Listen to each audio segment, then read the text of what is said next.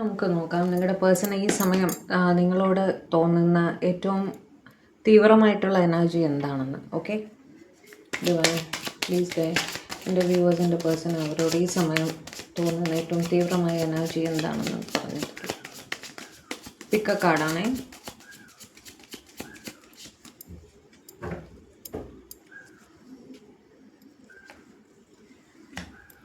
Card number 1, card number 2, card number 3, card number 4. 4 cards വെച്ചിട്ടുണ്ട്. ഇതിലേതെങ്കിലും ഒന്ന് ചൂസ് ചെയ്യുക.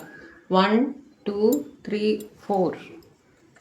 ഓക്കെ, ആദ്യത്തെ കാർഡ് ചൂസ് ചെയ്തവർക്കായിട്ടുള്ളവരുടെ എനർജി നിങ്ങളെ പ്രതി വല്ലാത്ത പൊസസീവായിട്ട് ഫീൽ ചെയ്യുന്നു എന്നാണ് അവർ പറയുന്നത്. ഓക്കെ, വല്ലാത്ത പൊസസീവ്നെസ്, പ്രൊട്ടക്റ്റീവ്നെസ്, മറ്റാരും നിങ്ങളെ നോക്കുന്നതോ ഒന്നും നിങ്ങൾ ആരോടെങ്കിലും സംസാരിക്കുന്നതോ പോലും നിങ്ങളുടെ പേഴ്സണ് ഇഷ്ടമല്ല എന്നുള്ളൊരു സിറ്റുവേഷനാണ്.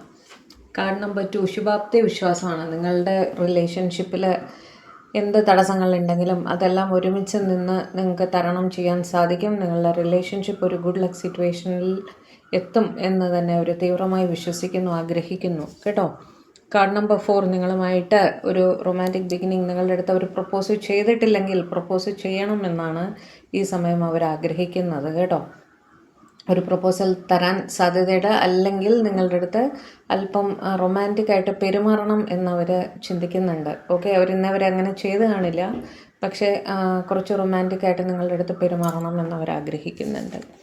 അടുത്ത card 9 of cups. Last card 9 of cups.